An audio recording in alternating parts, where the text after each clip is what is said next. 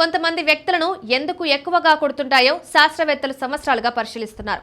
దీన్ని అర్థం చేసుకోవడానికి నెదర్లాండ్స్లోని ప్రముఖ సంగీత ఉత్సవం లోలాండ్స్లో వేలాది దోమలు 500 మంది మనుషులతో ఒక ప్రయోగం నిర్వహించారు.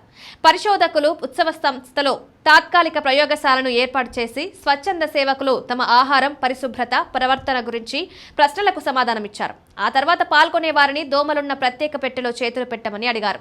ఆ పెట్టెలో చిన్న రంధ్రాలు ఉన్నాయి. దోమలు కుట్టకుండా మాత్రమే వ్యక్తుల వాసనను పసిగట్టడానికి వీలు కల్పిస్తాయి. కెమెరాలను ఉపయోగించి ప్రతి చేతిపై ఎన్ని దోమలు వాలాయి, అవి ఎంతసేపు ఉండిపోయాయో రికార్డు చేశారు. ఫలితంగా ఆశ్చర్యకరంగా ఉన్నాయి. బీర్ తాగిన వ్యక్తులు దోమలకు 1.35 రెట్లు ఎక్కువ ఆకర్షణీయంగా ఉన్నట్లు కనుగొనబడింది. మునుపటి రాత్రి ఎవరిద్దరి మంచం పంచుకున్నారు, సన్ స్క్రీన్ వాడలేదు లేదా క్రమం తప్పకుండా స్నానం చేయలేదనే వారు కూడా ఎక్కువగా దోమలను ఆకర్షించారు. పరిశోధకుల అభిప్రాయం ప్రకారం దోమలు నేరుగా ఆల్కహాల్ వైపు ఆకర్షించబడవు. బీర్ తాగడం వల్ల శరీర దుర్వాసనలో వచ్చే మార్పులు దోమలకు ఆకర్షణీయంగా ఉంటాయి. బీర్ తాగేవారు తరచుగా భిన్నంగా ప్రవర్తిస్తారు, ఎక్కువగా డాన్స్ చేస్తారు, ఎక్కువగా చెమటలు పడతారు. వీటన్నీ వారి శరీర సువాసనను మార్చి దోమలకు ఆకర్షణీయంగా మారుస్తాయి.